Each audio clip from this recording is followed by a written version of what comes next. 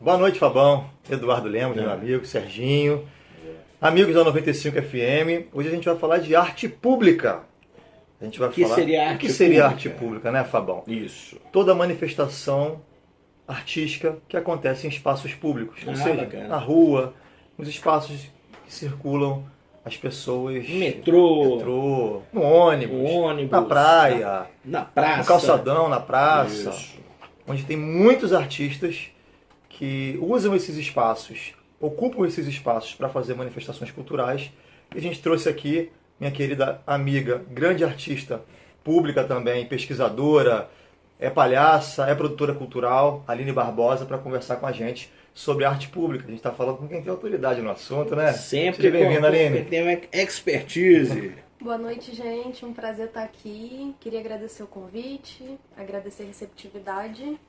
E é um prazer estar aqui para falar sobre arte pública, né? Que é algo que me move há mais de 10 anos. Eu sou artista pública, atuo há mais de 10 anos nos espaços públicos aqui de Macaé. E em outras, já circulei por outras cidades do estado, circulei por outros estados aqui do Brasil. E realmente é um tema que para mim norteia a minha vida.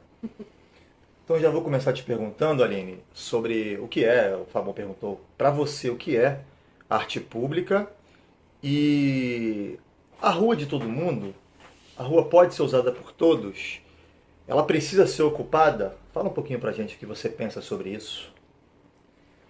Arte pública, como você falou, é qualquer tipo de manifestação artística que aconteça nos espaços de livre circulação, né? Então ela tá... Eu acho que é praticamente impossível você circular por uma área urbana do Brasil hoje em dia e não se deparar com alguma manifestação de arte pública, né? Seja ela uma estátua, um mural, um grafite, um artista que está no sinal, uma estátua viva. E quanto mais urbanizada a cidade, mais presente é esse tipo de manifestação artística, né?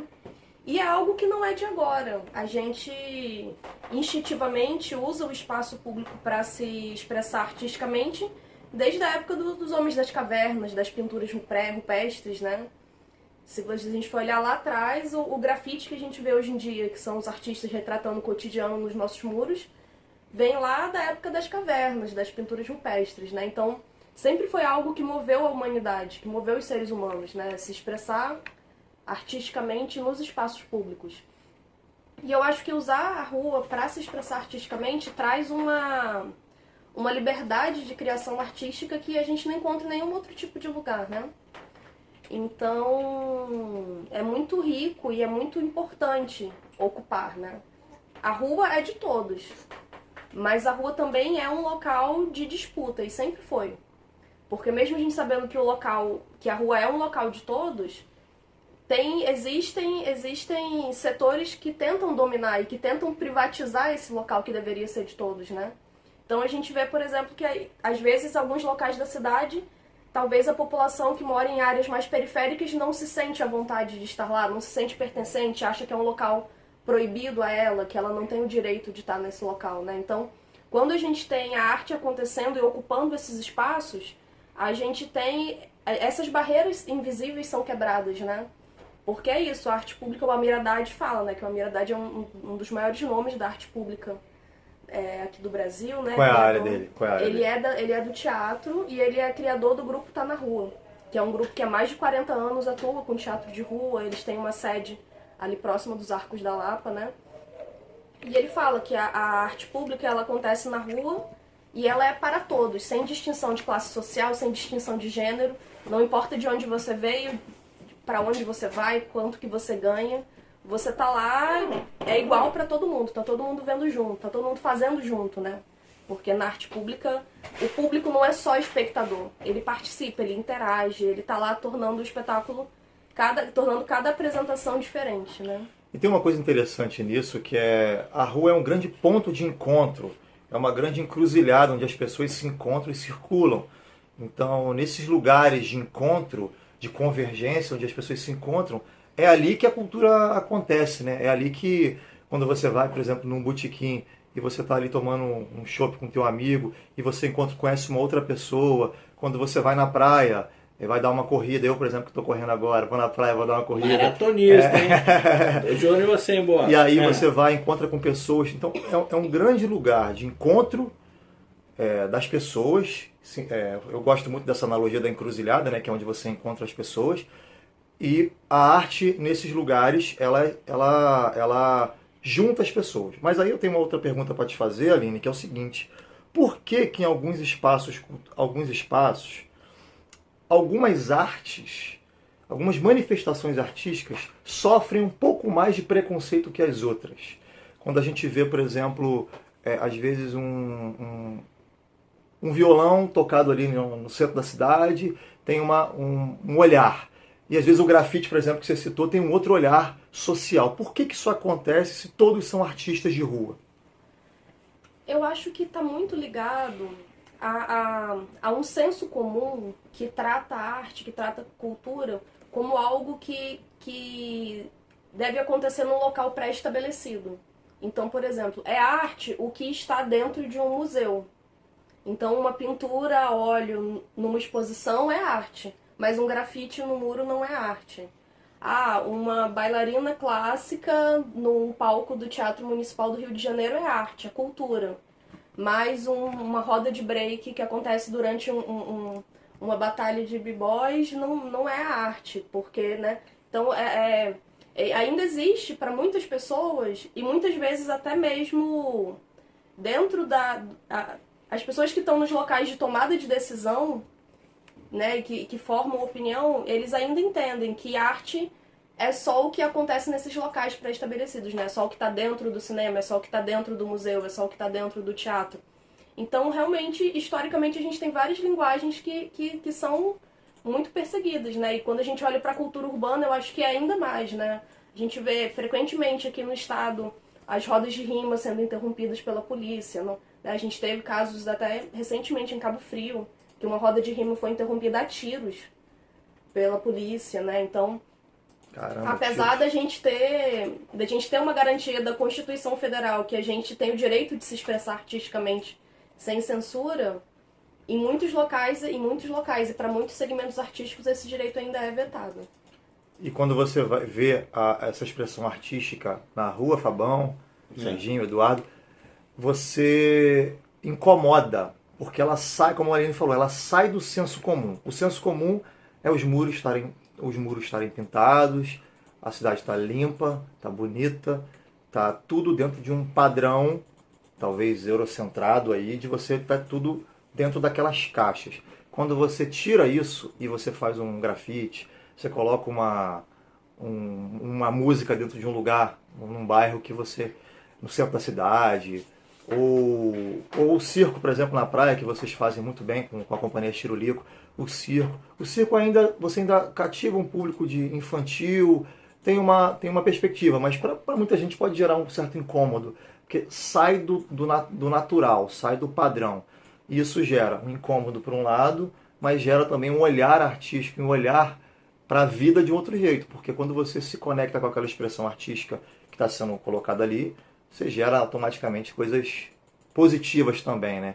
A arte, eu sempre gosto de falar isso, que a arte ela não é cartesiana, então ela traz elementos para a vida das pessoas que sem a arte ela não conseguiria sentir, ouvir, ver. Então a arte ela tem esse papel fundamental na vida das pessoas. E as pessoas, né, só te interrompendo, os artistas, né, tem muitos que sobrevivem daquilo ali, né, que é a principal função e o trabalho. A maioria. Deles. A maioria. A maioria que está na rua sobrevive daquilo ali. É impressionante. Eu acho que tem que dar muito valor, né, porque a arte, como a Aline falou, a arte de qualquer modo, né, se for na rua, se for no teatro, no cinema, é arte.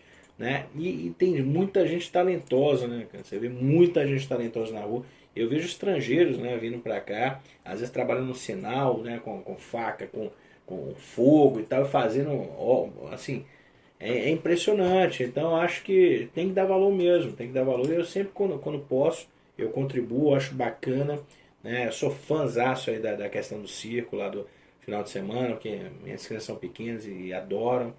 E minha esposa sempre vai, eu vou de vez em quando, mas minha esposa sempre está lá com as crianças. Então, eu acho que tem que dar muito valor. E até o poder público tem que ter formas de apoiar, né, de o que vocês estão precisando, o que a gente pode fazer para melhorar a situação, entendeu? Eu acho que tem que ter um apoio, né, tanto das pessoas quanto do poder público também.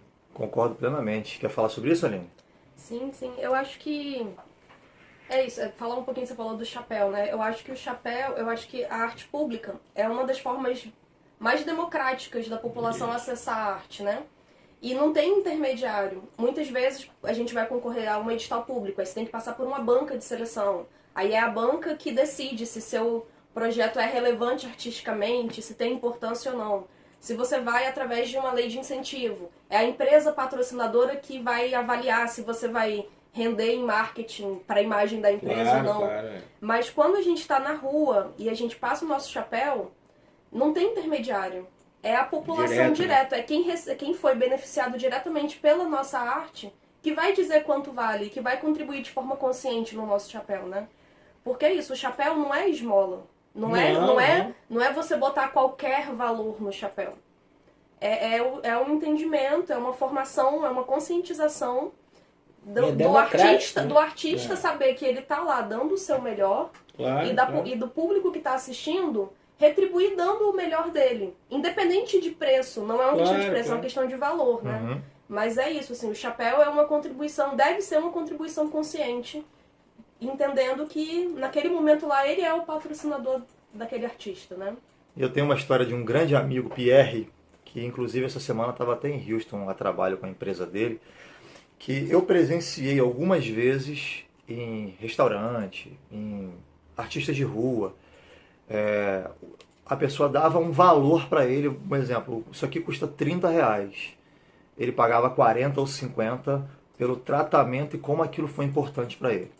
Eu vi poucas pessoas na vida fazer isso. A pessoa dá um preço e ele fazer questão de pagar mais porque ele recebeu aquilo ali. Ele recebeu mais do que aquilo ali.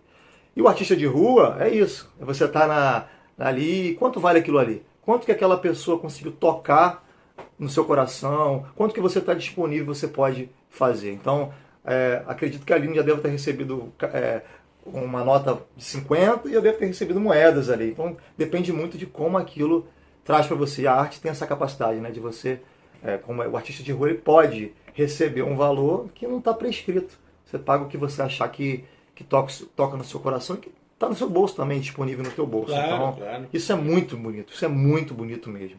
E aí, falando disso, tem um outro projeto que a Aline está encabeçando, chamado Macaé Rua Festival. Eu queria que ela falasse um pouco desse festival que está acontecendo, né, através da lei da Lei Aldir Blanc, se eu não me engano. Não, é o Retomada RJ2. Retomada RJ2. Então conta um pouco pra gente sobre esse festival, Aline. Então, Macaé Rua vai ser a primeira edição do Festival de Arte Pública de Macaé. Ele vai acontecer de 14 a 27 de maio. Como você falou, ele está sendo viabilizado porque ele foi contemplado no edital Retomada Cultural RJ2, né, realizado pela Secretaria Estadual de Cultura. E a intenção é que ele itinere por 5 pontos da cidade. E a gente, inclusive, hoje divulgou a lista dos artistas selecionados. A gente fez uma inscrição, um chamamento público para os artistas de todos os locais do Brasil que quisessem participar. Recebemos 49 inscrições, gente de Brasília, de São Paulo, maravilha, de Santa Catarina, do Paraná. E aí a gente ficou super feliz porque a gente não esperava que tivesse gente de tão longe querendo vir, né? E a ideia é que o festival seja uma celebração ao aniversário da Lei do Artista de Rua de Macaé. Macaé tem uma Lei do Artista de Rua que foi publicada em Diário Oficial no dia 25 de maio de 2016. E esse ano a gente vai celebrar os 7 anos dessa lei ocupando a rua, né? Com arte, com cultura, com diversidade. A programação tá super bacana. Tem grupo de maracatu, tem circo, tem roda de rima, tem slam, tem cinema. Olha, então, uma variedade, né? A gente ficou muito feliz com a variedade de propostas que a gente recebeu. Ficamos com o coração na mão, porque a gente só tinha verba para selecionar 10 grupos. Então foi uma curadoria muito difícil de fazer. A equipe que trabalhou na curadoria sofreu muito, porque a gente queria colocar muito mais artista para dentro. Inclusive, estamos em busca de parceiros, de empresas que queiram apoiar o festival. Se você quer que a nossa programação cresça, procura a gente. Como? Vai ser aonde? Vai ser aonde? Qual lugar da cidade? Vai ser Espaço de Convivência da Praia dos Cavaleiros, que é a sede pública da Chirulico, Parquinho da Praia Campista, Praça do Polivalente, Praça do Visconde, Praça Veríssimo de Melo. Tá, e como é que, Fabão, Como é que faz para alguém que está ouvindo agora, algum empresário, poder participar, poder patrocinar? A gente tá com uma página no Instagram, então é Macaé Rua, tudo junto. Segue a gente lá, acompanha. A gente divulgou hoje os artistas selecionados, em breve a gente está divulgando a programação completa. E se você pode contribuir com o festival, pode entrar em contato com a gente por lá. Então, no Instagram, Macaé Rua. Macaé Rua, no Instagram. Tem erro não. Para fechar o nosso papo aqui, que eu acho que é interessante, eu queria falar que a Aline é uma pesquisadora sobre arte pública. Faz mestrado na UF em Niterói sobre arte pública e faz um trabalho, um mapeamento do Estado. Então, Aline, fala um pouco desse trabalho que você faz de pesquisa, da importância disso para ter esse grande mapeamento no Estado de quem faz arte na rua. É um desafio, né? Porque quando a gente começa a trabalhar na arte pública, quando a gente começa a conversar com os artistas, trocar, a gente percebe que a gente ainda está muito na margem. A gente está muito fora do foco de quem pensa e de quem implementa políticas públicas no Brasil, infelizmente. E muito disso é justamente por falta dos dados, né? A gente tem uma grande parte da categoria que é itinerante, que é nômade, então tá viajando, e é muito difícil a gente ter dados concretos disso. Então, a intenção da minha pesquisa no Programa de Cultura e Territorialidade da UF é fornecer dados para quem está a fim de pensar política pública para esse segmento. E também para a gente brigar por políticas públicas para a gente, né? Porque é muito difícil as pessoas entenderem, né? Você até falou, como que o poder público ajuda, como que... Isso. Tem várias formas, assim. Tem desde o mínimo do básico, que é ter um ponto de energia pra gente ligar o nosso som, ter um banheiro pra gente poder trocar de roupa, ter, assim, né, que é o mínimo, ter um espaço seguro e limpo, que a população vai querer ficar pra assistir uma apresentação, né? Assim, isso é o mínimo. O máximo é ter um edital que fomente uma estrutura bacana, que bote uma iluminação pra gente poder apresentar à noite, que bote um som de qualidade pro pessoal das rodas de rima, né? Então, assim, tem vários níveis de apoio que pode vir da gestão pública, né? Desde do mais básico até por exemplo... Não é caro pro poder público, né, patrocinar. Eu acho que a arte de rua, né, seria, assim, às vezes o pouco vai ajudar muito, né? O pouco pro poder público, né, ajudaria muito, ainda mais numa cidade como Macaé, que é uma cidade que tem uma arrecadação astronômica, né? Às vezes um pouco ajuda, né? E é isso, assim, até, por exemplo, esse festival é um exemplo de como a política pública pode estar fomentando. Exatamente. Né? Então a gente tem um edital que não é um edital tão grande assim, mas que está selecionando 10 artistas para se apresentar, 7 de Macaé, 3 de fora da cidade. Então a gente tem, só entre os artistas selecionados, a gente tem mais de 40 pessoas que estão sendo beneficiadas com o edital. Bacana demais. Né? Então assim, que é um projeto dentro de um edital do governo do estado, né, assim. Então, eu acho que a intenção da minha pesquisa é mostrar a importância do nosso trabalho, é mostrar o quão à margem a gente está das políticas públicas que historicamente se pensam e se implementam no Brasil, e mostrar quem nós somos, o que a gente precisa, quais são as nossas maiores dificuldades. Eu acho fundamental esse tipo de pesquisa, de trabalho acadêmico, consistente, que isso dá uma segurança, um know-how muito grande para os artistas de rua terem mais respaldo para poder brigar pelos seus direitos. E não vou nem dizer a palavra brigar, mas correr atrás do que realmente é necessário para que esses artistas de rua sejam mais valorizados ao longo do tempo. Então, agradecer muito sua presença, Aline, aqui no Papo Reto, no Resenha Cultural. Sempre bom estar conversando contigo. Uma querida. Queria lembrar que hoje eu conversei com a Alice, que trabalha comigo, que é uma agente cultural também. O papo, conversei muito com ela para poder me preparar, até para vir conversar contigo também. Ela é uma queridíssima também. Vou mandar um abraço para a Alice. E a porta está sempre aberta para você e para os artistas de rua da cidade, da região, que quiserem falar aqui no Papo Reto, no 95 FM, na Resenha Cultural, porque é importante a gente valorizar essa classe que está na rua e dando alegria para muitas pessoas, fazendo rir, fazendo ouvir uma música, vendo uma imagem bonita, vendo uma imagem que às vezes toca, desperta alguma angústia que vai ser importante, desperta alguma reflexão. Então a arte ela está navegando na rua para a gente ver. Então, obrigado, Aline, e volte sempre. Obrigada, gente. Agradeço o convite. Um prazer estar aqui com vocês. Sigam o Macaé Rua no Instagram e acompanhem as novidades do festival. Bacana demais. Obrigado, Aline. Parabéns pelo trabalho. Obrigado, Bósio, né? Sempre trazendo grandes pautas aqui, né, para o nosso Papo Reto 95.